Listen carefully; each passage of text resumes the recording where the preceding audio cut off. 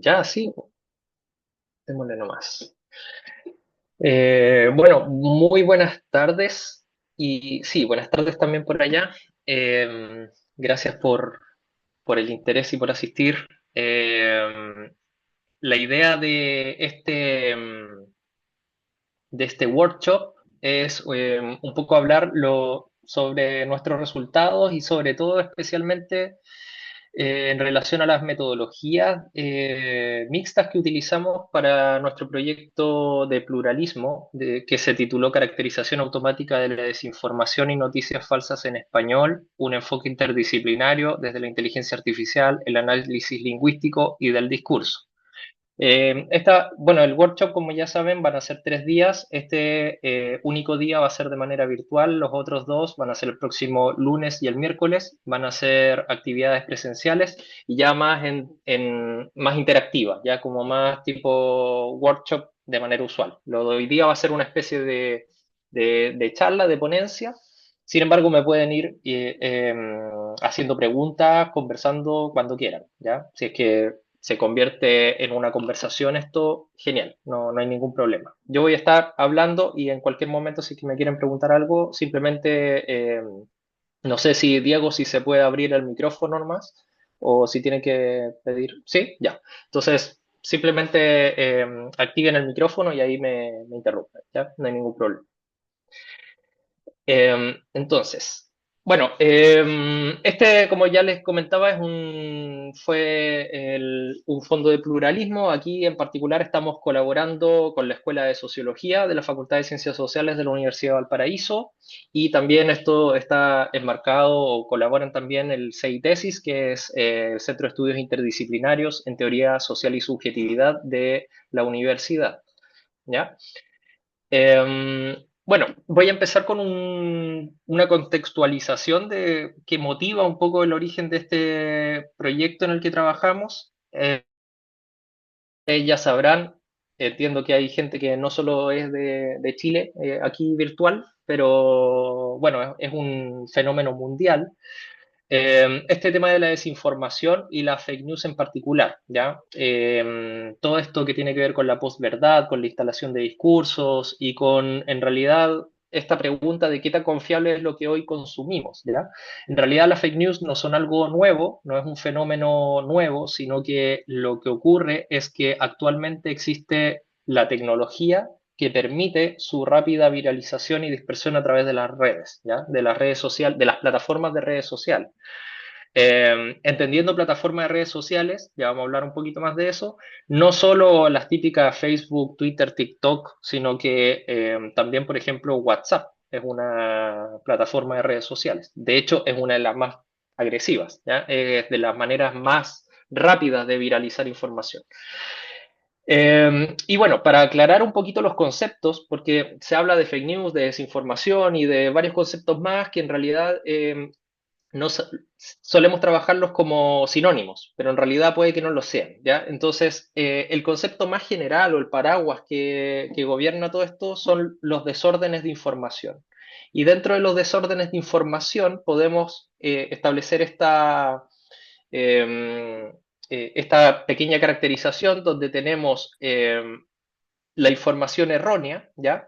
Que se traduce en inglés como malinformation, perdón, misinformation, ¿ya? La información maliciosa, que es la malinformation, y la disinformation, que es la desinformación, y que está en la intersección de las otras dos. Entonces, información errónea es cuando alguien escribe, por ejemplo, publica una noticia y esa noticia, sin querer, el periodista la publicó con algún error, ¿ya? Equivocó un nombre, equivocó una cifra, equivocó alguna fecha, algún contexto, etcétera, ¿ya? Dijo que había alguien cuando no estaba, etcétera. Pero son noticias falsas no intencionadas, ¿ya? Y también puede ser hacer pequeñas conexiones que son falsas o contenido que puede malinterpretarse, ¿ya? De manera engañosa. Por otro lado, tenemos la información maliciosa, ya que normalmente no tiene necesariamente un objetivo de informar, ¿ya? y que donde están incluidos los discursos de odio, los acosos, ya y todas estas cosas, las funas, todo eso es información maliciosa, ya que se dispersa a través de los medios, normalmente no a través de medios noticiosos así como más tradicionales, aunque a veces también, ¿ya? Pero sí se hace más a través de redes sociales, de plataformas de redes sociales. Y en la intersección de estas dos, de la información errónea y la maliciosa, tenemos la desinformación, donde aquí dentro están incluidos las fake news, ¿ya? Y por eso son tan difíciles de detectar, porque las fake news o noticias falsas normalmente tienen algo de real, ¿ya? Esa es la gracia por la cual se pueden dispersar a través de las redes. Si fuese algo que es completamente falso y no nos hace ningún sentido, entonces en ningún momento la creeríamos como tal. Para que surta efecto una noticia falsa, que tiene una connotación maliciosa, por lo tanto no es no intencionada, sino que sí tiene una intencionalidad, tiene que tener algo de verdad, ¿ya? Tiene que ser creíble en algún sentido. Entonces, nosotros estamos insertos aquí en el estudio de la desinformación. Eso es lo que nos interesa, ¿ya? Si bien también solemos trabajar con otros tipos de desórdenes de información, como discursos de odio, porque, bueno, van un poquito de la mano también. Entonces, bueno, aquí tenemos unos ejemplos de noticias falsas. Por ejemplo, esto es una noticia reciente de octubre del 2024, que nosotros la encontramos ahí en el grupo de trabajo que teníamos. Estábamos trabajando cuando ocurrió, entonces empezamos a tratar de recolectar información y finalmente esto derivó en un artículo donde analizamos noticias de falsas muertes, ¿ya? En particular, dieron por muerto a Noam Chomsky, y bueno, han dado muerto a muchas celebridades más, aparte de él. Eh, ¿Qué pasó? Este es un ejemplo de una plataforma web online que se llama econsulta.com, ¿ya? Y en algunos medios, como por ejemplo la radio de la U de Chile o el periódico La Tercera, también publicaron la noticia de que Noam Chomsky había fallecido. Sin embargo, cuando se supo a algunas horas después, a partir de un mensaje que publicó la esposa y después un amigo, creo que fue, se desmintió esta noticia. Entonces, los medios de prensa más serios quitaron la noticia o bien la corrigieron. ¿Ya? En el caso de La Tercera, la noticia cambió el titular y cambió un poco la redacción para decir como presunta muerte de, ¿ya? Como que la dejaron como incondicional, mientras que la de la radio de la U de Chile simplemente la quitó. ¿Ya? Pero otros medios como estos, que son medios de pago que usan su financiamiento depende de los clics que se hagan, mantuvieron la noticia sin problema, ¿ya? Entonces, bueno, hay distintos tipos de medios y algunas malas prácticas hacen de que incluso aunque se desmienta una noticia, estas sigan dispersándose por Internet. De hecho, si ustedes buscan muerte de Noam Chomsky en este momento, van a aparecer distintos sitios web que publicaron la noticia y jamás la quitaron. Pero bueno, ¿cuáles son las repercusiones de eso? De decir que alguien se murió cuando no se ha muerto. Puede que no sea tan terrible, en algunos casos como lo del Papa puede tener connotaciones políticas, religiosas importantes, ¿cierto? Pero hay unos casos que son mucho más explícitos y pueden afectar no pueden afectarnos a nivel pandémico, literalmente, como estas fake news que surgieron a partir del coronavirus, ¿ya? Ese es un ejemplo de donde ya afecta en un tema de salud. También hay afectaciones que han intervenido con lo económico. Por ejemplo, cuando se habló de unas uvas que estaban infectadas en Chile, eso afectó la economía, ¿ya? Y bueno, esto también es un ejemplo de uso de los servicios de fact-checking, que son servicios que buscan verificar las noticias. ¿Cuál es el problema que tienen? Que son un poco lentas de verificar esta información, ¿ya? Entonces, un poco nos hacemos cargo en este proyecto de las ventajas y de las desventajas de estos sistemas de fact-checking. Esto es una noticia que encontré el día de ayer, simplemente para que vean un poco las diferencias también cuando uno googlea, pone mi ley Argentina en Google, me aparecieron estos tres resultados como los principales resultados en Google Noticias. ¿Qué pasa? Fíjense que incluso se utiliza la misma noticia, pero aquí dice, centenares de miles de argentinos marchan. Aquí dice decenas de miles y acá dice miles. ¿Se fijan? en este caso, a lo mejor nadie está faltando la verdad. Si es que efectivamente fueron centenares de miles, entonces estos dos también están bien, porque son, bueno, varios miles. Pero el cómo está escrito una noticia ya siempre incurre en cierto grado de desorden, ¿ya? Porque hay un sesgo detrás que puede estar modificando la realidad, ¿ya? Del cómo yo manifiesto algo, el cómo digo algo.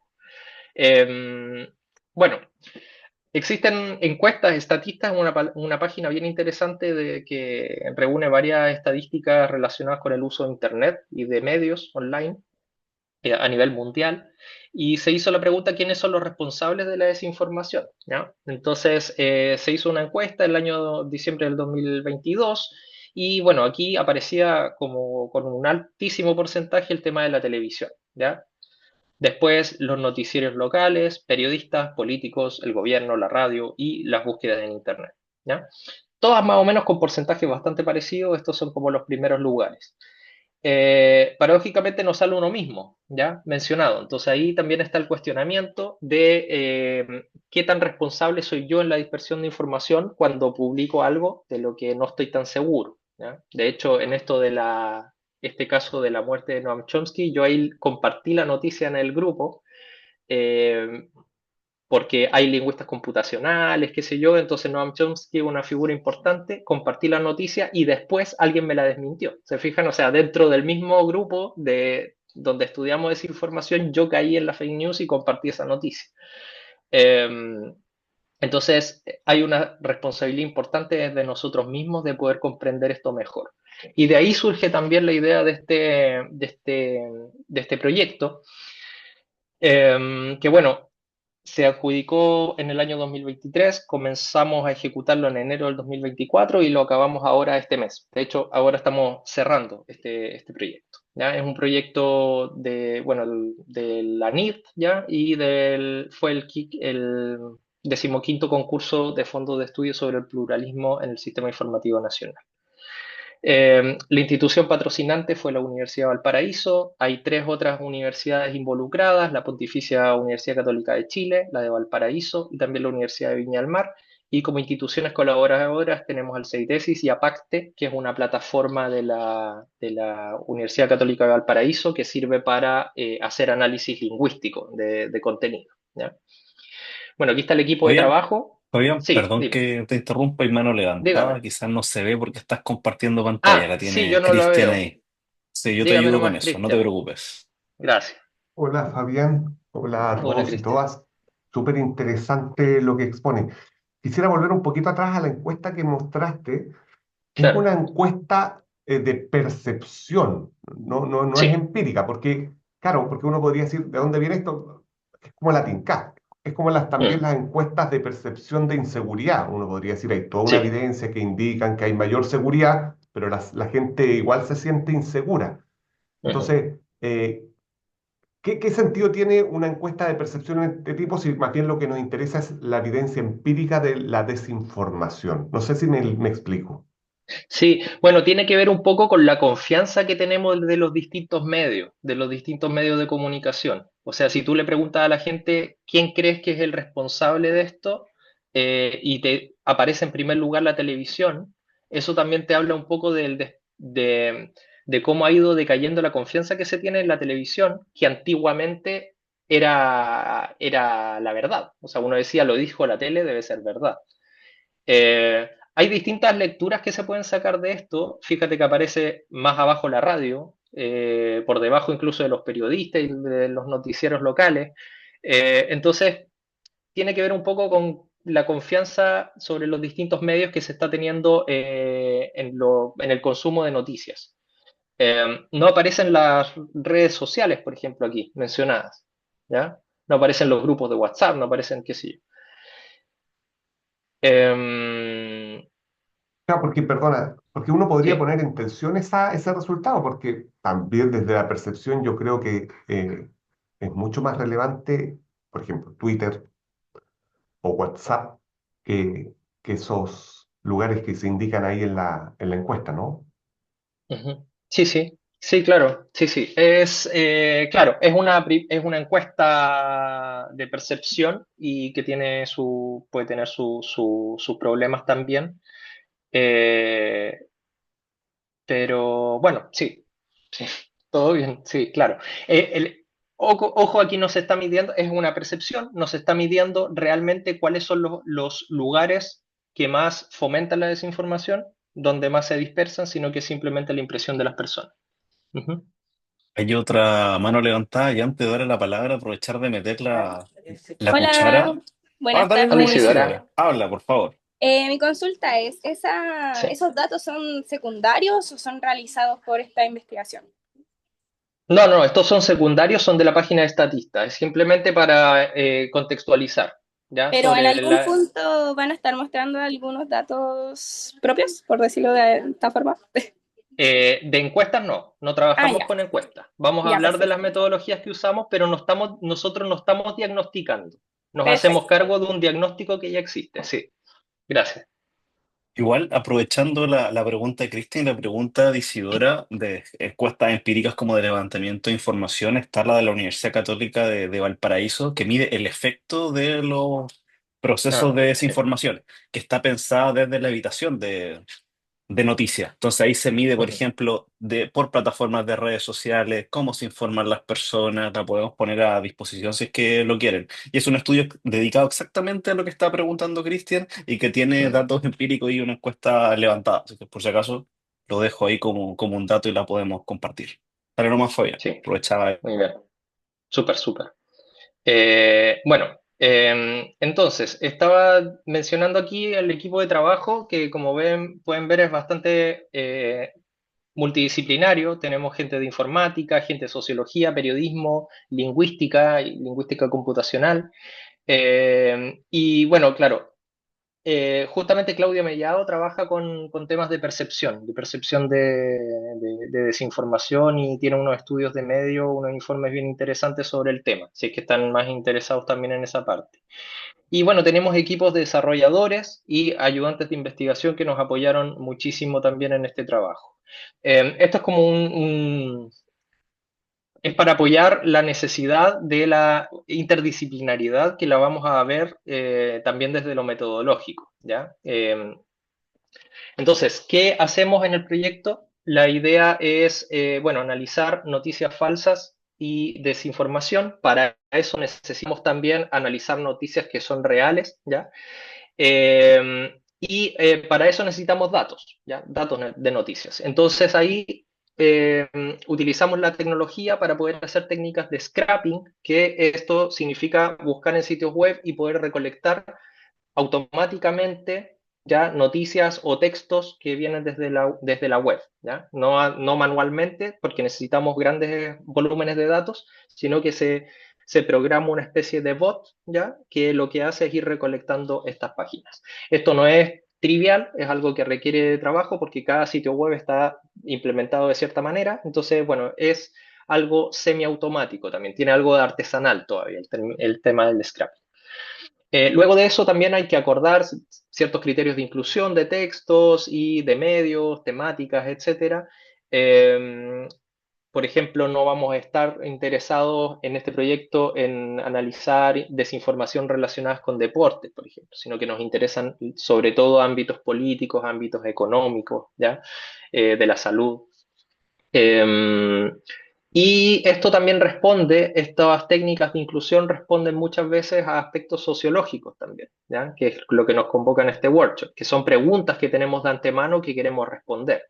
Por ejemplo, relacionadas con algún periodo de tiempo, ¿ya? Con temporalidad o con algún hecho, con algún hito histórico que pasó. Entonces, esos son criterios de inclusión que me dicen, de todas estas noticias que extraje, estas me interesan, estas no, ¿ya? Después desarrollamos algoritmos, en particular aquí trabajamos con dos grandes técnicas de informática que son Machine Learning, el aprendizaje de máquina, y el procesamiento del lenguaje natural. Y trabajamos sobre el idioma castellano, ¿ya?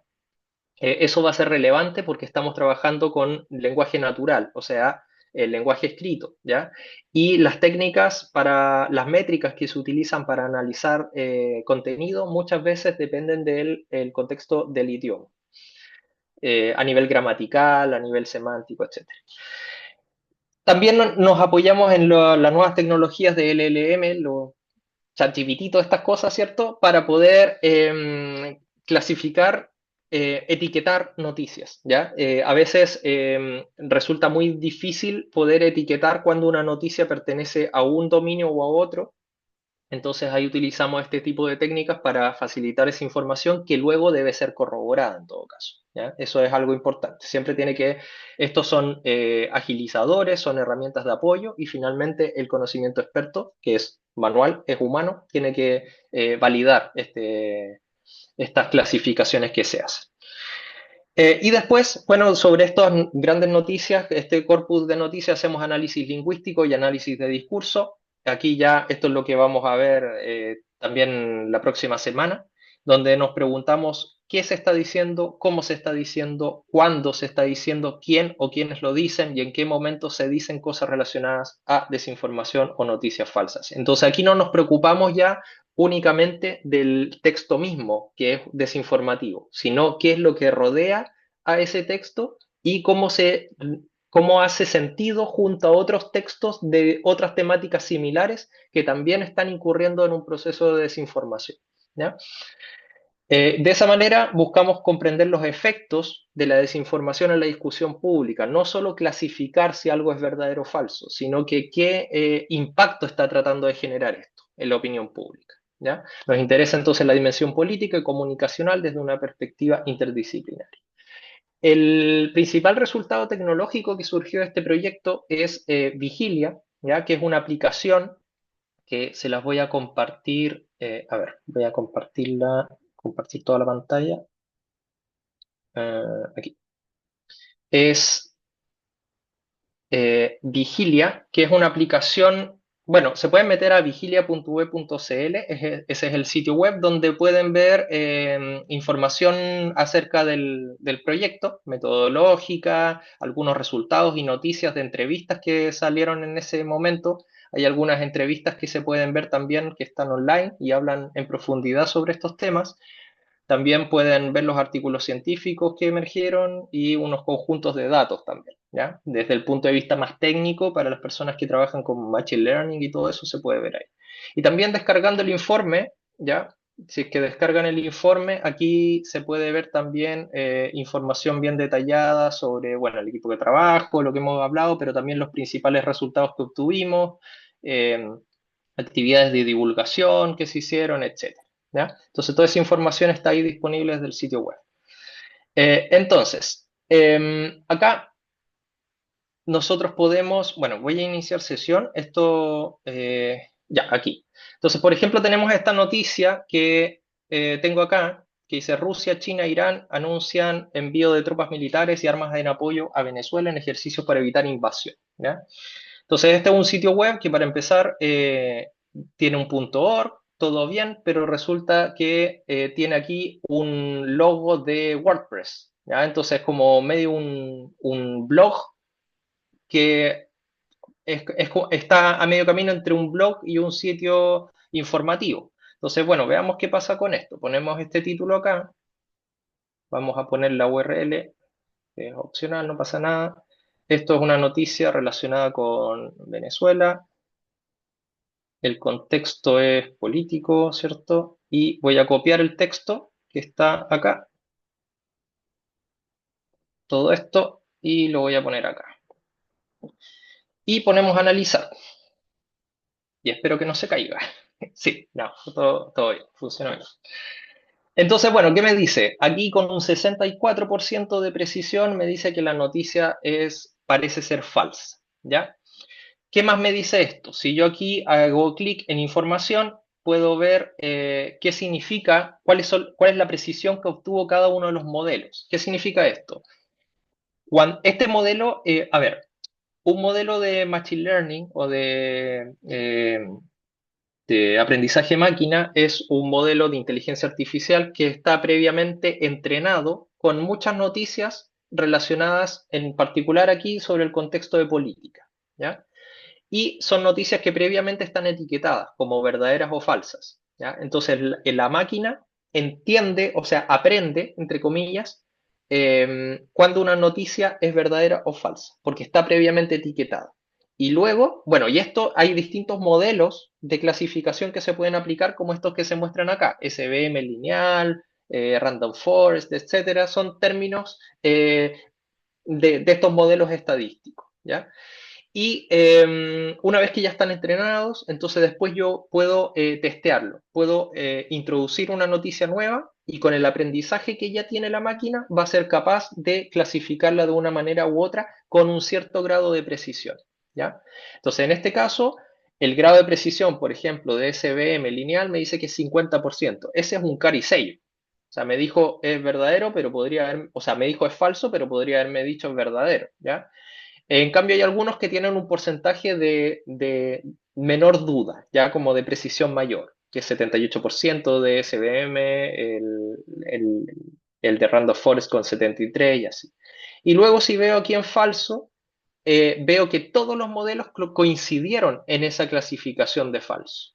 Si hubiese tenido 3 y 2, por ejemplo, 3 que me dicen falso y 2 que me dicen verdadero, entonces eso es como un argumento eh, a favor de dudar un poquito más de este resultado, ¿ya? Esto no es una ciencia exacta, el tema de los clasificadores, el tema de la inteligencia artificial, sino que es como un apoyo que me funciona como un sistema de alarma o de alerta que me dice, mira, esta noticia parece que no es tan cierta, pero ¿por qué? Porque lo que me dice el modelo es porque con los datos con los que he entrenado hasta ahora a mi modelo, me dice que es falsa.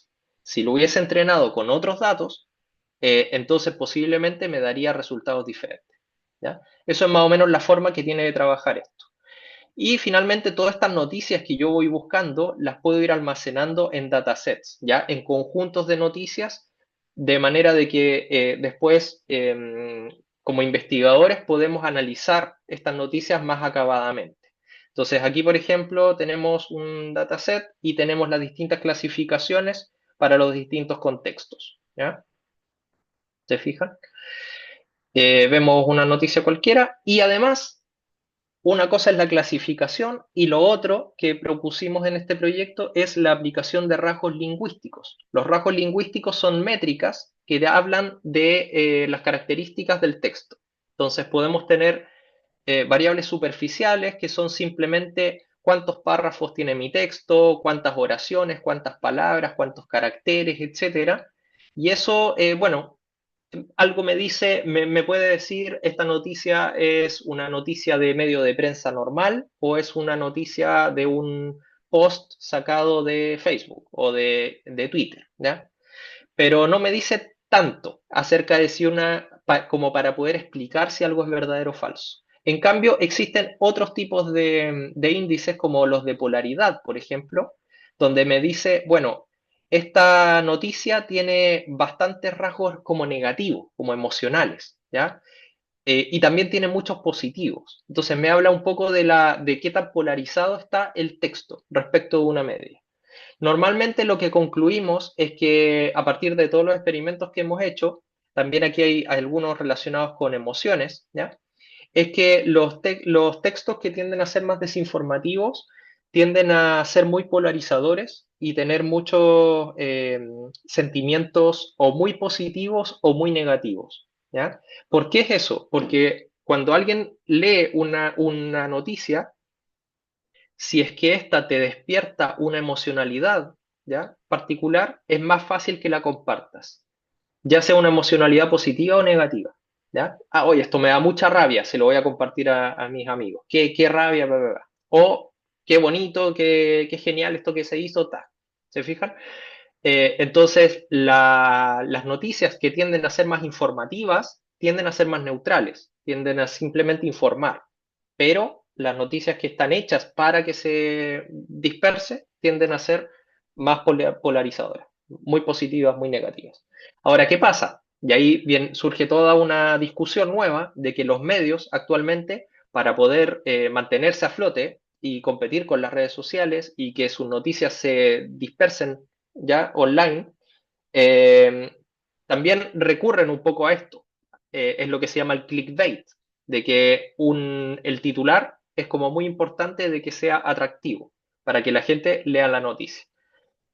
Entonces, bueno, esto habla un poco más de las dificultades de distinguir desinformación, pero evidencia, un poco ayuda a explicar por qué los clasificadores, algo, o por qué nosotros mismos como humanos tenemos cierta intuición de que algo puede ser negativo o de que puede ser verdadero o falso. No sé si hay dudas sobre esto o sigo. Bueno, ahí me van diciendo. Bueno, continúo. Esto fue más o menos el producto final que obtuvimos, que fue Mano levantada. tecnológico. Perdón, Vale, mano sí, levantada. dígame nomás. Hola, sí, una consulta corta, que cuando estaba probando lo de esa web y cuando sale 64% falso, por ejemplo, ¿no Ujú. hay forma de saber cuál es la parte falsa de la noticia o algo así? No, de momento Ya, no. Claro, ok. tú lo que puedes hacer, claro, tú dices ya, te dice 64% falso o te puede decir 51% verdadero, ¿cierto? Eh, pero es como un todo, es toda la noticia. Lo que tú puedes hacer después es tratar de empezar a fracturarla. Por eso los rasgos lingüísticos para nosotros son muy importantes porque te ayudan a entender, es lo que se llama la inteligencia artificial explicable, ¿ya? De que tú intentas dar una explicación de por qué te arrojó ese 64%. Entonces, una vez que obtienes ese 64%, después tratas de entenderlo. Y para eso nos apoyamos en rasgos lingüísticos, ¿ya? Esa es más o menos la idea. Ok. Bueno, la metodología general de trabajo es esta. Utilizamos un enfoque mixto y relacional, ¿ya? Entonces, nosotros, bueno, yo como informático suelo trabajar muy cuantitativamente, ¿ya? Soy como ingeniero. Entonces, como que veo números y esos números me van diciendo cosas. ¿Qué pasa cuáles son las virtudes de lo cuantitativo? De que puedo analizar grandes volúmenes de datos, ¿ya? ¿Qué es lo malo? De que este análisis que yo hago sobre los grandes volúmenes de datos suele ser bastante superficial y no voy al hueso, no voy un poco más, como decía Sandra, como ir a buscar el por qué, ¿ya? El por qué este dato en particular me dijo esto. Yo digo, bueno, estadísticamente está sobre el promedio, entonces tal conclusión, ¿ya? Entonces, por eso ahí surge todo el análisis cualitativo, que es súper importante y súper clave en esto que hicimos. El análisis cualitativo a lo mejor no puede analizar grandes volúmenes de datos porque es muy costoso, sin embargo puede profundizar mucho más en los análisis que hace y encontrar explicaciones más profundas y más cercanas a la realidad de lo que se puede en lo cuántico. Entonces, la mezcla de estos dos mundos es donde está la esencia y lo que creemos de que puede ser mucho más útil, mucho más práctico para poder entender y analizar la desinformación. Entonces, bueno, desde lo cuanti utilizamos minería de datos, machine learning, NLP, que es Natural Language Processing, procesamiento del lenguaje natural, que es todo esto de los rasgos lingüísticos, y desde lo quali utilizamos análisis crítico del discurso. Los corpus de noticias que utilizamos tienen que ver con noticias de portales web, verificaciones de hechos también, como servicios de fact-checking. Estos se extraen, como ya les dije, a través de scrapping o técnicas que son APIs, que son algunas plataformas que proveen un pequeño módulo de programación para poder extraer las noticias. Antes, por ejemplo, Twitter disponía de una API, ¿ya? Y por eso, si ustedes buscan artículos relacionados con Twitter entre el año 2000, no sé, 2007 o 2010, antes de la era Musk, está lleno de artículos de investigación relacionados con Twitter. Y eso bajó muchísimo cuando se quitó la API, ¿ya? Entonces ahora actualmente me imagino que Blue Sky creo que provee una API, entonces eso se va a dar vuelta. O sea, siempre que los quantis, si tenemos datos, vamos a elegir el lugar donde estén los datos, ¿ya? Y, eh, y bueno, esto se procesa, ¿cierto? Y después se analiza la información utilizando cálculo de rasgos lingüísticos y análisis de los discursos, ¿vale? Entonces después se hace finalmente una triangulación donde se combina lo cual y con lo cuanti, y ahí la idea es medir impactos y complejizar, bueno, analizar la desinformación desde su complejidad. Entonces, Una pregunta que podría emerger es por qué los servicios de fact-checking no bastan, ¿ya? No sé si a alguien se le ocurre de que, bueno, existen los servicios de fact-checking, entonces eso ya, el tema de la desinformación ya debería estar solucionada, ¿no? Porque son métodos exactos. Tenemos expertos o periodistas que verifican una noticia y finalmente deciden si esta es verdadera o falsa, ¿cierto? O otro tipo de etiquetas. Pueden decir es maliciosa o es cuestionable o qué sé yo, ¿ya? Ahí depende de la empresa de fact-checking cómo clasifica las noticias. Pero ¿por qué creen que este servicio es insuficiente? Es muy útil, pero le falta algo. ¿Qué es lo que le faltaría? Bueno, el tiempo, ya la cantidad de datos que puedo analizar. Los servicios de fact-checking son muy útiles para finalmente, y son creíbles los resultados que finalmente arrojan, pero para poder analizar una noticia se necesita mucha investigación y muchos esfuerzos. Esfuerzos de personas que están trabajando en eso y también de tiempo. Normalmente un fact-checking se demora mínimo un día, pero usualmente hasta 5 días en poder determinar si una noticia era verdadera o falsa. Bastan unas pocas horas para que una fake news se disperse en la web y finalmente la creamos como real. Y a pesar de que una noticia finalmente se desmienta, esa noticia queda instalada. Y ahí está el tema de la instalación de discursos, ¿ya? Y por eso es que la desinformación es tan dañina y funciona tan bien, porque bastan solo unas horas para que eso se disperse y surta un efecto. Entonces, por eso es que los fact-checking no bastan y necesitamos recurrir a metodología, o sea, a herramientas que funcionan un poco más rápido. Esa es una de las razones de por qué recurrir a la IA, ¿ya? Eh, y bueno, ahí hay dos grandes maneras de poder enfrentar este mundo. Uno es a través de los enfoques supervisados y otro de los no supervisados. Los enfoques supervisados son aquellos que utilizamos nosotros, donde nosotros le enseñamos a la máquina a decir, a discernir qué es lo verdadero y qué es lo falso. ¿Cómo le ayudamos? A través de datos previamente clasificados por seres humanos. Por eso es importante el servicio de fact-checking, porque lo que hacen los servicios de fact-checking a nosotros nos sirve como insumo para enseñarle a la máquina, ¿ya?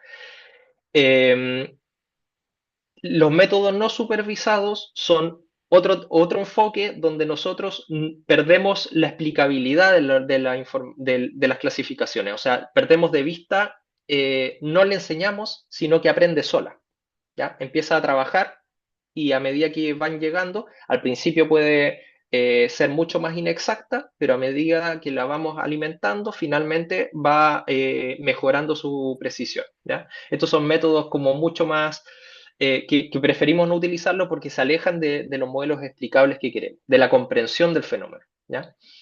El problema es que los entrenamientos no son suficientes, ¿ya? Por eso nos arrojan valores con unas precisiones muy bajas. Es porque faltan datos, ¿ya? Eh, Se está trabajando arduamente en tratar de aumentar las bases de datos relacionadas con noticias falsas y noticias, bueno, las noticias verdaderas hay un montón, pero las noticias falsas son difíciles de detectar, uno porque normalmente no nacen de medios de prensa tradicionales, sino que nacen de un tweet o nacen de un video, que son formatos multimodales, que no tienen que ver con texto. Entonces eso es mucho más difícil traspasarlo a un texto para poder almacenarlo en una base de datos. Y lo otro es que proporcionalmente son muchas menos, ¿ya? O sea, las noticias que están circulando todo el tiempo en su mayoría son reales. Un pequeño porcentaje son solo noticias falsas, pero son las que generan mucho impacto negativo.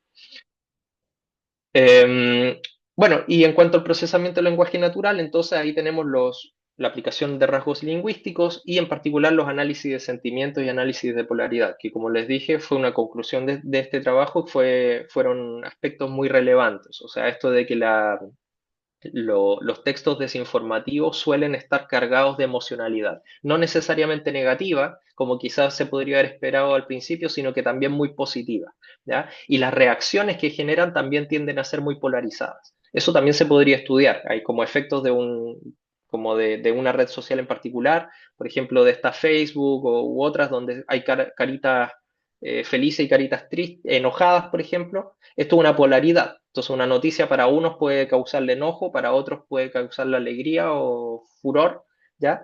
Eso ya es cuestionable. Es como una pequeña alarma, es una noticia muy polarizadora, eh, que no necesariamente es desinformativa, pero podría ser un lugar donde mirar, ¿ya? Bueno, ¿dónde entran las ciencias sociales entonces? Aquí yo voy a proceder el resto de la presentación de esta primera jornada en hablar un poquito desde el análisis de análisis de redes sociales, que es la disciplina en la que trabajo principalmente, y es como una de las principales disciplinas en las que se basa todo este tipo de estudios, ¿ya? Esto, bueno, el análisis de redes sociales empieza a surgir a fines del siglo XIX, ¿ya? Durkheim habla de la sociología como la ciencia de las instituciones, ¿ya? Asume una perspectiva holística, entonces dice, bueno, tenemos que empezar a experimentar, tenemos que ir a terreno y ver realmente qué es lo que está pasando, ¿ya? Para poder estudiar grupos de personas. Y Durkheim sostiene que las creencias y los sentimientos colectivos ejercen una influencia sobre los individuos. O sea, la temperatura del ambiente afecta a cada uno de los individuos por separado. Y bueno, puede ser al revés también, pero normalmente antes de esto se pensaba siempre así, que los individuos eran los que iban afectando al grupo. Durkheim piensa en analizar lo contrario, o sea, cómo el ambiente, la temperatura del ambiente va influenciando a los individuos, ¿ya? Y su preocupación es revisar cómo la sociedad afecta al individuo. Entonces, esto es una perspectiva ya de red, ¿sí? ¿Se entiende? Donde ya no es necesario solo las variables atributos, que son las variables personales de cada persona, su contexto socioeconómico, sus estudios, su edad, su país de residencia, etcétera, bla, bla, bla. Todas esas son variables atributos, son variables del individuo. Pero él se empieza a preocupar de las redes estructurales, de las variables relacionales que hablan de la estructura, ya del todo. O sea, este grupo, ¿dónde está situado? ¿Cuál es su contexto? ¿De dónde viene? ¿Cuál es su contexto histórico? ¿Cuáles son sus gustos políticos como un todo, etcétera? ¿Ya? Y dice que la realidad de las interacciones sociales no es explicable a partir de sus actores individuales. O sea, siempre va a haber sinergias, va a haber algo más. El 1 más 1 va a dar 3, ¿ya? En un grupo. Entonces, si es que yo trato de estudiar a todos los actores individualmente, no voy a ser capaz de entender toda la complejidad de la red. La red tengo que estudiarla top-down, de arriba hacia abajo, ¿ya? Y es lo que estamos haciendo también en este trabajo, analizar grandes volúmenes de datos y después ir desmenuzando eso hasta llegar a datos más concretos en los que puedo profundizar más cualitativamente. Simmel también es otro de los precursores del análisis de redes sociales y estudia fenómenos sociales en términos de formas y contenido, con una relación transitoria dependiente del contexto. Siempre aquí es dependiente del contexto. Si un grupo lo sitúo en un lugar, las conclusiones que voy a sacar van a ser distintas si ese mismo grupo lo sitúa en otro lugar, ¿ya? La forma o la estructura de la red, vamos a decir después, excede a lo social, siendo una forma de representación y de organización simbólica del caos de la experiencia, ¿ya? Y después ya llegamos a Moreno, que fue un psiquiatra y psicosociólogo, ¿ya? También pedagogo, y es como el creador de los sociogramas, que dieron lugar a la sociometría y son como las principales redes sociales que se empezaron a estudiar, ¿ya? Esto fue en el año 34, él publicó este artículo fundacional que se llama Fundamentos de la Sociometría, justamente, y fíjense que nace desde la psicoterapia y el sociodrama, ¿ya? O sea, no tiene nada que ver de momento con informática. La informática no existía allí, ¿ya? La sociología surge de mezclar la sociología con la estadística, y eso es lo que hace Moreno. Toma la sociología, toma todo esto que había recogido de sus pares anteriores y le mete un poquito de matemáticas, ¿ya? Y ahí aparece en el año 38 este otro artículo de él que se llama Estadísticas de las configuraciones sociales, y fíjense dónde se publica en el primer número de la revista Sociometría, que justamente él fundó. La sociometría es como la prehistoria de las redes sociales. Estos son los primeros sociogramas. Es un conjunto de redes de este tipo, que son grafos para estudiar dinámicas grupales. Cada nodo aquí es una persona distinta. Están separados en forma, como circulitos y triángulos, dependiendo de su género. Y tenemos que, bueno, esto representa relaciones interpersonales entre estudiantes de distintos cursos, ¿ya? Entonces, la idea de Moreno era analizar dinámica de grupos y estructuras sociales en clases educativas. Y bueno, esto que estaba hecho manualmente, finalmente nosotros lo entendemos de esta manera, ¿ya? Ahora donde con el desarrollo del análisis de redes sociales ya hemos podido caracterizar un poco mejor estas cosas y encontrar un lenguaje más adecuado, donde por ejemplo el tamaño del nodo, el tamaño de, ¿cómo se llama? Del vértice acá, del actor, representa algo, representa en particular aquí su grado de entrada, o sea, cuántos están conectados conmigo, pero podría también representar otra cosa. El color también puede representar otras cosas, etcétera, ¿ya?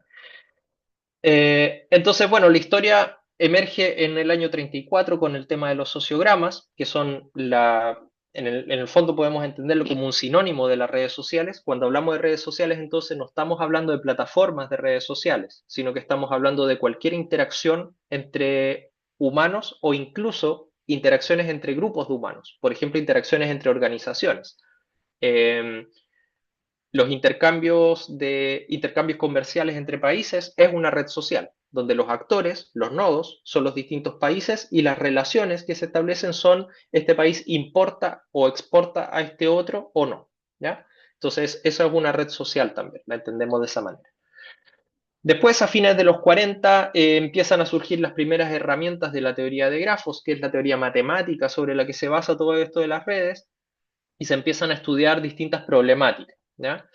En los años 50 emerge la psicología social, ¿ya? Esto es interesante porque la psicología hasta entonces había estado pensada en el individuo, pero a partir de esto, de estos estudios más sociológicos, emerge una psicología social y ya se preocupa en el manejo de grupos, ¿ya? Por ejemplo, bueno, gracias a esto existe actualmente la psicología laboral, por ejemplo, que es una psicología social, ¿ya? Y los estudios de campo en estructuras sociales. En el 54 se empieza a usar sistemáticamente el concepto de red social. Y en los años 60 se le mete más matemática al tema y surge toda una notación algebraica de las redes sociales que permite trabajar más matemáticamente y encontrar algunos teoremas que se aplican en la actualidad y que son cosas que para efectos prácticos se traducen en herramientas que permiten calcular cosas de manera automática, ¿ya? Y poder asumir de que esto es así, de que siempre funciona. Por ejemplo, por decir cualquier cosa, el grado de un actor quiere decir con cuántos estoy relacionados, eso es una medida de centralidad que me da una cierta idea de la relevancia de ese actor en la red, ¿ya? Eso hubo que demostrarlo en algún momento, que eso era así. Actualmente lo acepto como una verdad. Sí, el grado es una medida de centralidad válida que me dice cierto grado de relevancia local, pero en algún momento no estaba esa certeza y había que demostrar.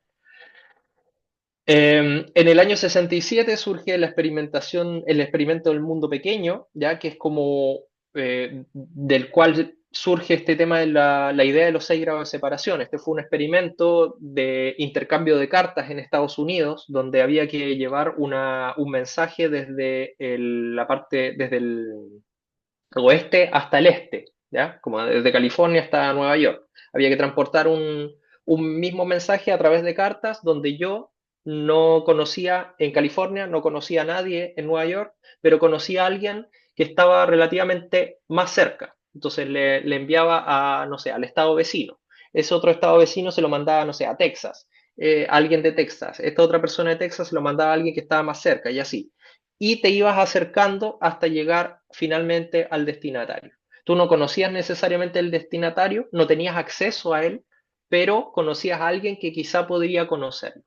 Y de esa manera se corroboró empíricamente esta idea de los 6 grados de separación. Quiere decir de que yo estoy a solo 6 pasos de conocer a cualquier persona en todo el mundo. ¿ya? Por ejemplo, yo una vez vi personalmente al Dalai Lama, ¿ya? En un viaje.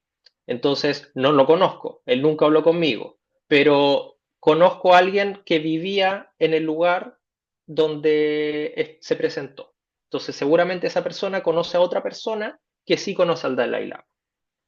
Y como ustedes ahora me conocen a mí, ustedes también están a un paso más de conocer al Dalai Lama. Y no tenían idea hasta ahora. ¿Se fijan?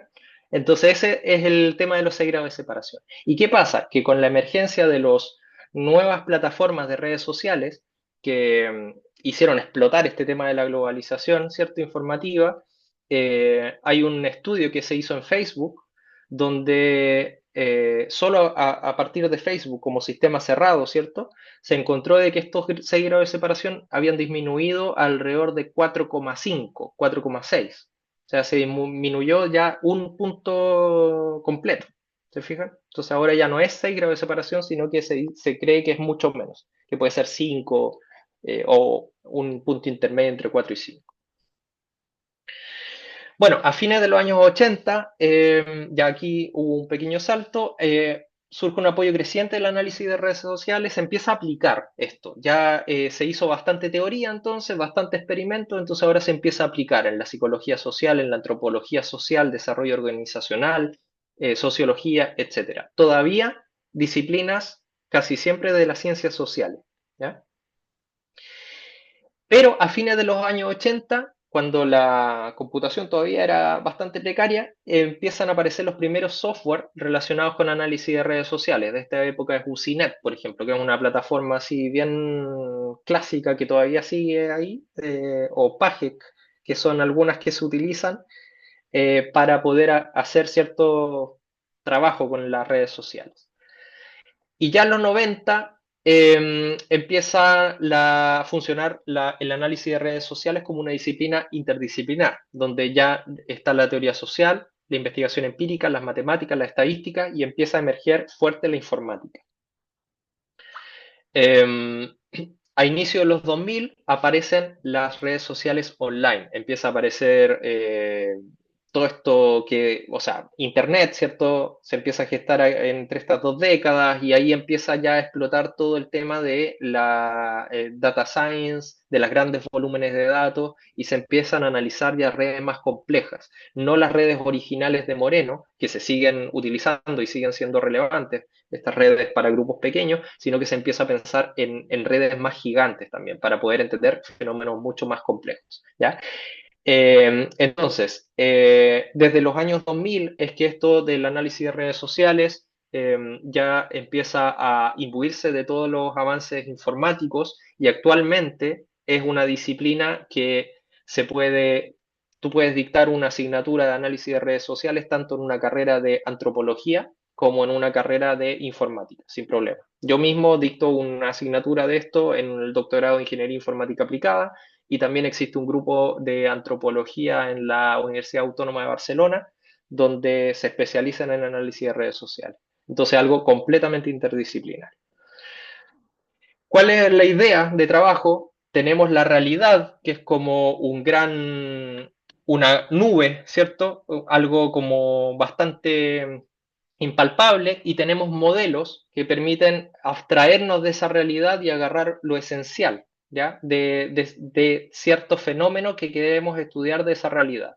Y esto me permite comprender un poquito más la realidad y tratar de mejorar mis modelos para poder entender aún más la realidad.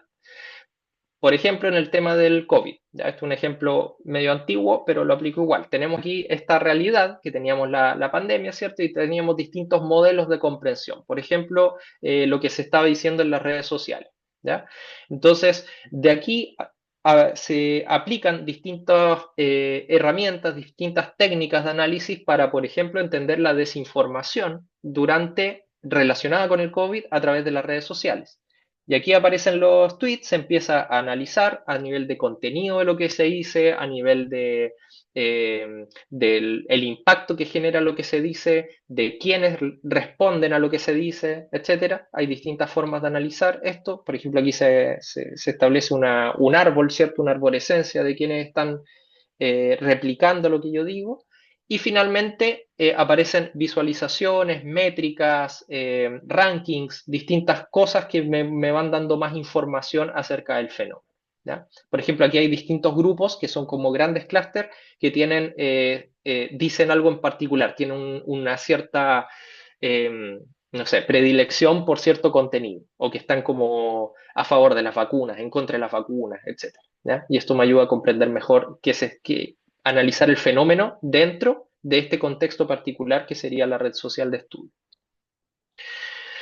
Los problemas usuales de esto, bueno, la representación y modelamiento como redes, o sea, agarrar un fenómeno de la realidad y tratar de modelarlo como red. Eso ya en particular, establecer en particular cuáles son las relaciones entre actores. Suele ser fácil identificar a los actores, pero la relación de estudio que yo quiero analizar, eso puede ser un poquito más complejo. Establecer modelos probabilísticos de recursos, de resultados estructurales, problemas de centralidad y centralización. Esto es bien interesante, porque lo que comentaba del grado, pero existen cientos de medidas de centralidad, de formas de determinar cuándo un actor es más relevante que otro. Por ejemplo, en el tema de la desinformación, yo puedo ser muy relevante si es que tengo muchos seguidores, ¿ya? Tengo ahí una red social, yo tengo muchos seguidores, entonces aquello que yo diga se va a dispersar, va a tener muchos lectores inmediatamente, porque tengo un grado alto. Pero eso no necesariamente significa que yo voy a tener una gran capacidad de viralización. Significa que varios me van a leer, pero a lo mejor yo en la red, estructuralmente, más allá de que tengo muchos amigos, no tengo un gran impacto. Entonces ahí hay otras medidas de centralidad, como por ejemplo aquellas que consideran el closeness, la cercanía que yo tengo. ¿Qué tan cercano estoy a todos los actores de la red? Entonces, si yo estoy más cercano a todos, quizá soy capaz de que varios me lean más rápidamente. Pero también existen otras medidas, como por ejemplo la intermediación. ¿Qué tan necesario soy yo para que el flujo de información pase a través de mí? Entonces, si yo tengo una alta intermediación, un alto betweenness, entonces eso significa que yo puedo incidir en la información que está circulando en la red. ¿Se fijan? Entonces hay muchos criterios que se pueden considerar para determinar qué tan central, qué tan crítico soy yo dentro de una red social. Es un problema complejo, ¿ya? Y la centralización habla de qué tan compacta o dispersa está la red, ¿ya? Si es que todos se conocen con todos, es un grafo completo, una red donde están todas las conexiones posibles, entonces todos los actores de alguna manera tienen el mismo poder de comunicar algo. Por ejemplo, en un grupo de WhatsApp, cualquiera escribe y eso ya todos lo leen inmediatamente. Eso es una red con una alta centralización. Pero WhatsApp es un sistema cerrado. Fuera de WhatsApp están esa persona, fuera del grupo de WhatsApp donde se está escribiendo, tiene toda una familia, una red de amigos, conocidos, su trabajo, etc. Entonces, ahí va a depender qué tan centralizada realmente está la red, qué tan ubicado estoy yo estructuralmente dentro de la sociedad para ver cuánto va a afectar eso que se está diciendo en WhatsApp afuera, ¿ya? También existen los problemas de dispersión de influencia, problemas de viralización, o sea, qué tanto, con qué rapidez circula la información, con qué tanto impacto, cuáles son los actores que se pueden obstaculizar, donde se puede bloquear la información, etcétera, ¿ya? Detección de comunidades, cómo se van comportando, el principio de asociatividad u homofilia que dice que yo en general me tiendo a acercar a personas que piensan como yo, ¿ya? Tiendo a clusterizarme, ¿ya? A armar grupos con gente que escribe como yo o que piensa como yo o que tiene los mismos gustos que yo. Entonces, por ejemplo, los grupos no sé, de anime dentro de una red social se van a juntar, ¿cierto? Los grupos de ultra se van a juntar y así.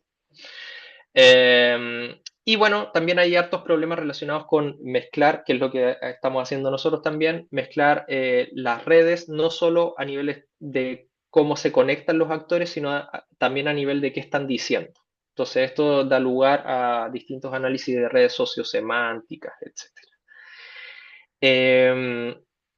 Bueno, voy a ir un poquito más rápido porque creo que me estoy demorando mucho. Metodologías de investigación, entonces, bueno, ¿qué pasa con esto? Que como son enfoques mixtos los que estamos utilizando, existen distintas técnicas de aplicación, pero también, aparte del enfoque, ya sea mixto, que incluye lo cuantitativo y lo cualitativo, dentro de lo cuantitativo hay que considerar que los datos que tenemos no están parametrizados. ¿Qué significa esto?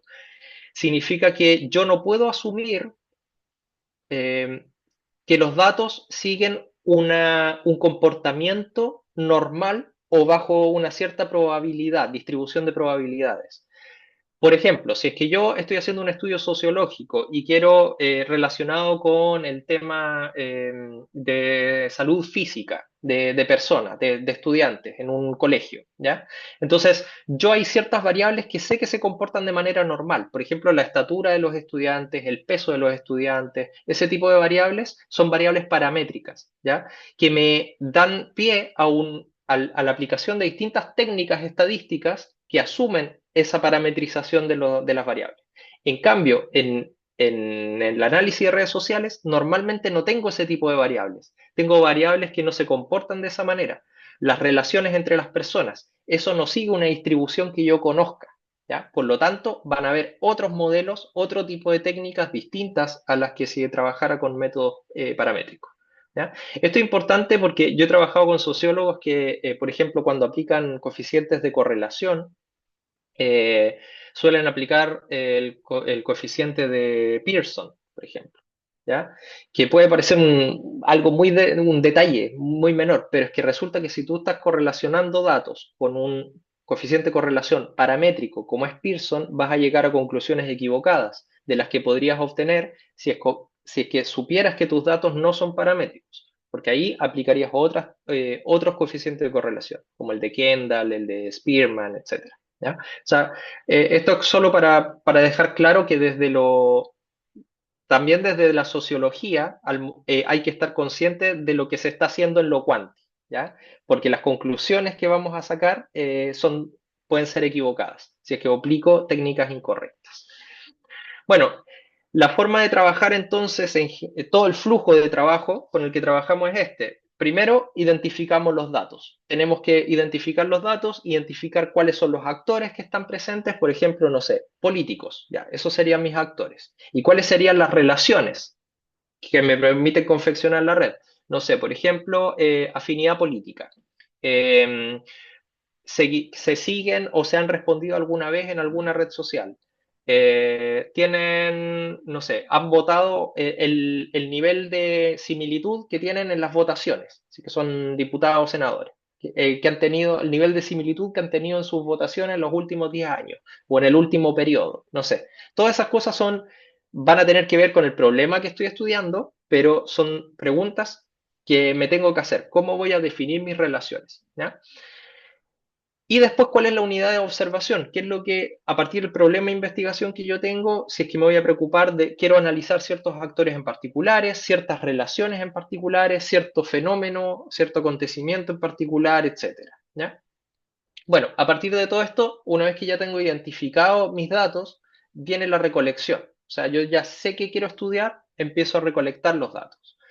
Y esto de la recolección de datos suele ser algo que desde lo quali es muy costoso, desde lo quanti no tanto, ¿ya? Puede requerir tiempo, pero una vez que está implementado el algoritmo, eso ya empieza a recolectar. Por ejemplo, ahora en un trabajo estamos justamente recolectando datos sobre actualizaciones de perfiles en Twitter. Teníamos un conjunto de perfiles en Twitter en un fenómeno particular hace varios años y ahora queremos saber en qué están esas cuentas, porque eran cuentas que tenían perfiles de ideológicos extremistas y queremos ver si es que ahora todavía conservan ese tipo de perfiles o si se han eliminado o si han cambiado de identidad o si ahora están hablando de cualquier otra cosa o si siguen consistentes con su ideología anterior.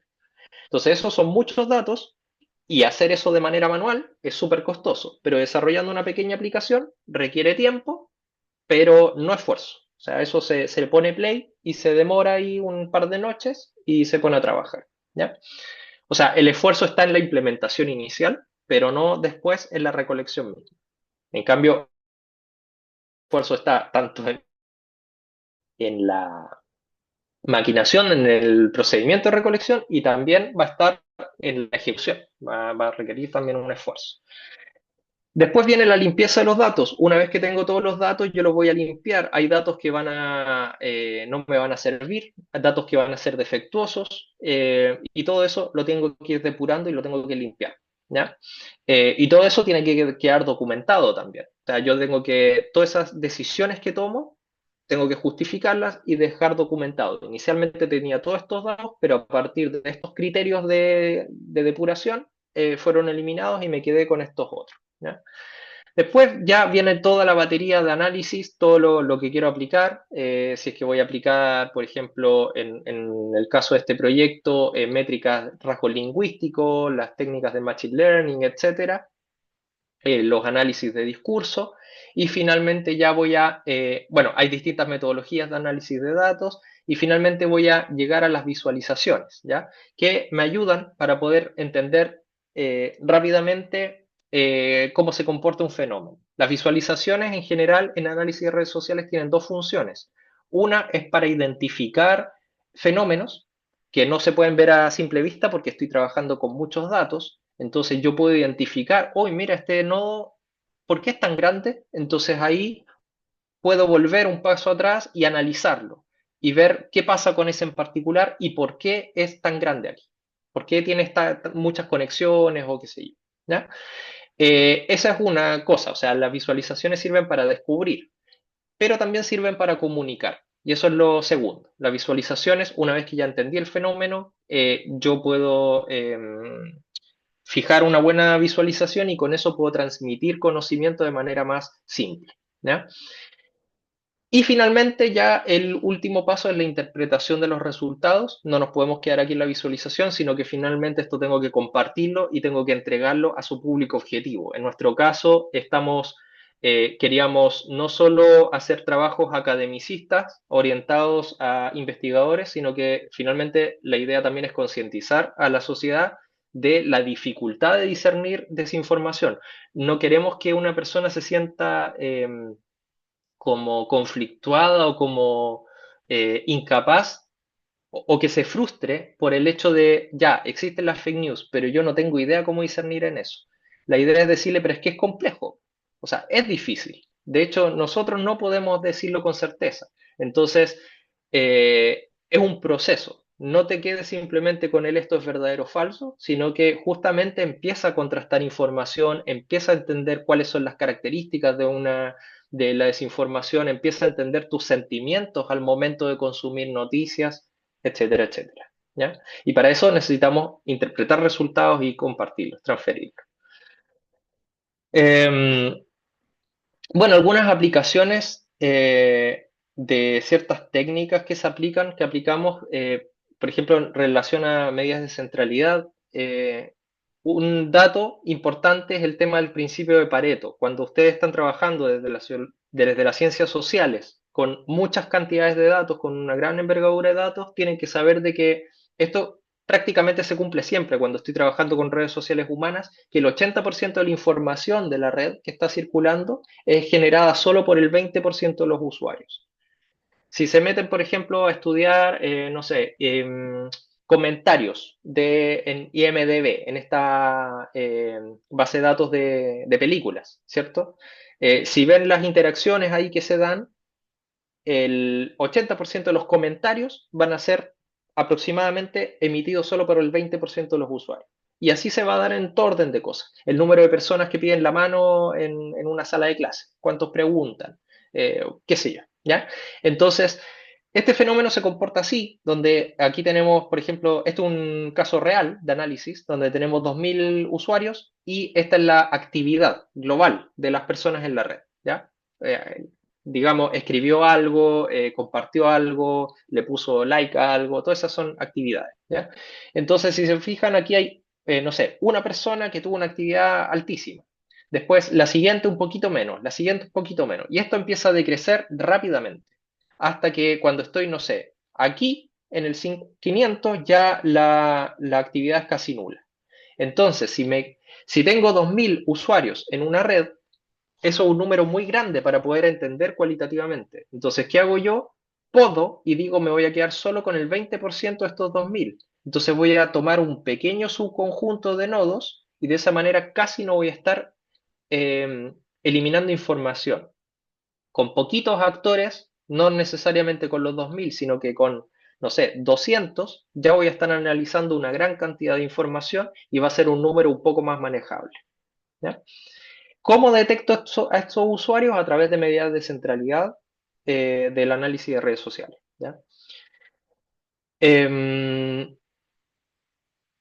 Bueno, un poco la idea de las redes sociales es lo mismo. Tengo mis datos, los recolecto en una base de datos, represento la red, que inicialmente no sé nada de ella, son todos los nodos ahí grises. Luego aplico el análisis, ¿cierto? Y termino con la visualización donde yo al aplicar una medida de centralidad finalmente establezco un ranking y tengo ya, aquí visualmente lo represento como colores, donde yo digo, ah, mira, hay una periferia, estos nodos rojos no son tan centrales, estructuralmente están más lejos, me importan menos, pero estos azules son los claves, estos azules son los peligrosos o son los más benignos, no sé, dependiendo del problema que esté estudiando. ¿Ya? Eh, este es las medidas de centralidad, como ya les decía, existen muchísimas, pueden analizar cosas distintas. Aquí hay un ejemplo donde tengo 6 redes distintas y 6, perdón, es la misma red, 6 copias de la misma red y tengo 6 medidas de centralidad distintas que me están clasificando los nodos de manera distinta. Entonces, para esta medida, que es la betweenness, o sea, qué tan importante soy para transmitir información de un lugar a otro, este parece ser el actor más relevante, estos dos de aquí. En cambio, para el closeness, que es qué tan cerca estoy del resto, bueno, aquí sí que coincide este nodo, pero fíjense que este nodo, por ejemplo, también es súper relevante, y acá no lo era tanto, ¿ya? Entonces va cambiando.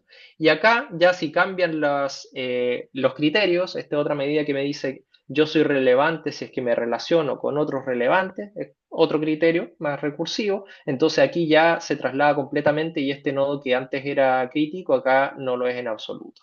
¿Ya? Entonces este es un ejemplo visual donde podemos ver de que las medidas de centralidad, las técnicas que yo estoy utilizando van a diferir dependiendo de lo que yo quiero hacer. Entonces las técnicas siempre tienen que estar alineadas con lo que yo quiero hacer, con cuál es mi pregunta de investigación y cuál es mi objetivo. ¿Ya? Desde las ciencias sociales puede que estas medidas no las sepan programar, pero estas medidas en realidad ya están implementadas, ya existen. Para un desarrollador, para una persona de informática, tampoco es un gran esfuerzo hacer esto, pero lo importante, el objetivo de las ciencias sociales es entender qué significa cada una de estas cosas, o al menos saber de que existen. Existe algo más allá del grado, de entender la ubicación, con cuánto me relaciono, sino que existen otros criterios que también son relevantes dependiendo del caso a caso de lo que estoy estudiando. Y bueno, ya para terminar, aquí tengo un ejemplo de aplicación donde analizamos una red social del Parlamento Europeo y aquí fíjense que están alineados de acuerdo a las interacciones que tienen por sus países, ya por los países a los que pertenecen y por su afinidad política. Entonces aquí están ordenados los distintos diputados del Parlamento Europeo, como desde la ultraderecha, de la ultraizquierda, que son unos poquitos por ahí, por acá, hasta la izquierda, centro de izquierda, los verdes, que son como, digamos, algo medio centro izquierda, centro, y hasta que terminan a la ultraderecha, que es este gran grupo de acá. ¿Qué son estos negros? El Partido Pirata, que es una cuestión que no supimos cómo clasificar en ese momento, que es algo aparte, y quedan ahí representados en negro acá. Entonces, esto es un ejemplo donde analizamos datos, recolectamos información relacionada con cuentas de Twitter del Parlamento Europeo, las modelamos de acuerdo a lo que dicen, a cómo se comparten información y las clusterizamos de acuerdo a su postura política. Y después, bueno, se pueden hacer distintos análisis y ya encontrar interpretaciones de qué pasa con este fenómeno. eso es más o menos lo que les puedo decir de análisis de redes sociales. No sé si hay algún comentario o pregunta. Eh, Diego. No, claro, claro por acá, quizás mientras tanto, aprovechando el tiempo que nos queda, establecer de que este tipo de aplicaciones está pensado desde el qué. Y cuando nosotros queremos hacer aproximaciones, que es lo que va a seguir dentro del workshop en la sesión segunda y en la sesión tercera, es tratar de preguntarnos por el cómo. Lo voy a Ujú, decir filosóficamente con harto respeto, pero preguntarnos por qué ciertas relaciones son posibles, por qué aumenta la desinformación en ciertos momentos y no en otros, qué está ocurriendo y cuáles son estas actorías claves que movilizan o no, que construyen o no ciertas narrativas. Entonces tenemos acá esta posibilidad de tener grandes volúmenes de datos, de mostrarnos cómo hay un tipo de comportamiento que yo puedo ordenar, pero queremos dar el paso siguiente hacia la problematización, convertirlo en un problema en el sentido de la estructuración de un discurso. Y ahí lo bonito y lo importante es que tenemos esta aproximación desde las ciencias sociales que se presentan como un elemento interdisciplinario, pero ahora lo vamos a tratar de mezclar con ciertas técnicas de discurso distintas. Entonces, lo que vamos a hacer en la próxima sesión es que vamos a tener cuatro aproximaciones de análisis de discurso que vienen de distintos espacios. Una, desde las teorías postestructuralistas, que nos vamos al el análisis feminista con la perspectiva de género del discurso como elemento central. El análisis crítico del discurso, que si bien proviene desde la lingüística, vamos a tener una aproximación más cercana a lo que hace Norman Fairclough, que es básicamente una narrativa cercana al populismo de cómo existe como un triángulo de ellos, nosotros y abajo esta solución o el apocalipsis de lo que está entre medio. Una aproximación distinta que se va a complementar con un análisis histórico que viene de Ruth Wodak, más cercano hacia la sociohistoria, pero pensando desde cómo es posible producir una aproximación que se pregunte por el sentido común, pero también lo reconstruya, que esto se ocupa harto en los estudios de memoria y nos parece que puede ser un complemento interesante. Y ahí tenemos tres. Y un cuarto desde la sociología, una técnica de análisis de discurso basada en la sociología del conocimiento que suena distante, pero básicamente es una aplicación, digamos, Foucaultiana desde la escuela alemana, que se hace la pregunta a propósito de cómo hay ciertos dispositivos que generan narrativa, pero desde ciertas relaciones de poder. Y en estas cuatro lecturas, si se fijan, una lingüística, una histórica, una más filosófica, si quieren, y una más sociológica, vamos a tratar de problematizar y tensionar este tipo de cosas. Y lo vamos a hacer desde el caso del estallido social para la primera sesión para aproximarnos al cómo, desde el qué. Y en la tercera sesión, esto lo vamos a problematizar de una manera distinta para dar un paso hacia adelante desde los elementos multimodales. Y vamos a considerar signos, imágenes, símbolos, desde el caso, a propósito de que veía al colega del centro desde el proceso constituyente uno. Y ahí, no, ahí vamos a sumar redes sociales. Y ahí vamos a ver cómo podemos hacernos un tipo de pregunta de no solamente en qué momento se hace algo, sino cómo se hace, cómo yo termino exotizando y estetizando para, y esta es la pregunta de la segunda sesión, y con esto cierro mi intervención, ¿cómo produzco ese tipo de cosas, pero cuál es su efecto dentro de la discusión pública? Y en el efecto de la discusión pública vamos viendo cómo esta crisis o problema o catástrofe, como ustedes le quieran decir, donde parece que la verdad deja de perder su estatuto. Entonces, cómo este tipo de aplicaciones que buscan ver si es verdadero o falso van perdiendo sentido en ciertos momentos. Y después, cuando nos vayamos a la sesión 3 y este es mi último spoiler y prometo dejar de intervenir, ¿cómo nos vamos a un lugar donde no importa, simplemente hay una movilización de deseo con ciertas cosas y yo produzco ese discurso? ¿Dónde y cómo? Bueno, ahí vamos a jugar con el primer proceso constituyente que nos parece que es un ejemplo súper interesante, especialmente para el contexto de la escuela de sociología, que yo estaba mirando la gente inscrita y hay harto estudiante actual. Entonces creo que eso también es como bonito porque es parte de las cosas con las que ustedes se relacionan, pero en esa movilización de deseo yo tengo la posibilidad de estar viendo acá a cada rato lo que quiero ver. Entonces, mezclar eso desde la sesión 1 hacia la sesión 3 tiene ya una aproximación creciente. Así que agradecer esta posibilidad de compartir. Bueno, esto va a quedar grabado. Las otras sesiones no las vamos a grabar porque, bueno, van a ser presenciales e imposibles. pero sí decir que van a recibir el material asociado, va a venir de Vigilia, vamos a seleccionar ciertos datasets, los vamos a mezclar dependiendo de estas cuatro técnicas y vamos a hacerlo con una primera parte un poco más, digamos, teórica. Vamos a explicar técnicas de análisis de discurso antes de jugar con ellas, pero la segunda parte de la sesión, que va a ser como la más fuerte, vamos a ver las formas de aplicación, porque al final un mini spoiler, ninguna disciplina puede responder esto por sí sola. Entonces, en esta integración y esta yuxtaposición de categorías, bueno, tratemos de ver cómo nos podemos hacer ciertas preguntas. Porque lo importante no es lo que se dice, sino cómo se dice y de dónde se dice, pero también, y para este proyecto es más importante, por qué ciertas relaciones son posibles en un momento y no en otro. Gracias, Diego.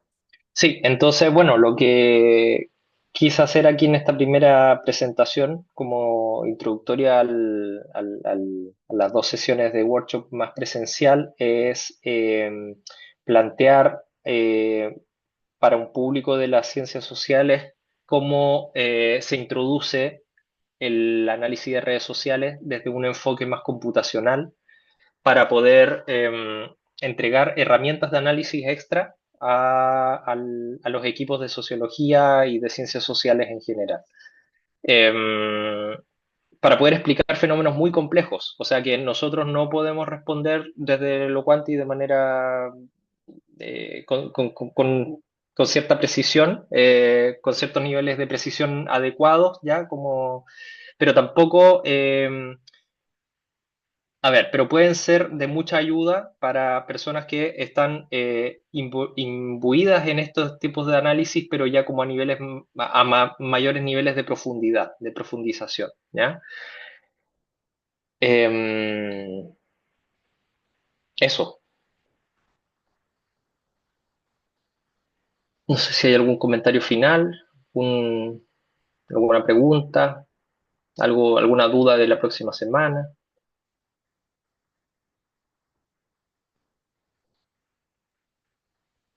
Dice que no, estamos justo en el tiempo, así que muy, muy agradecidos por eso. Justo 1:29. Dejo de grabar en Vale. este momento.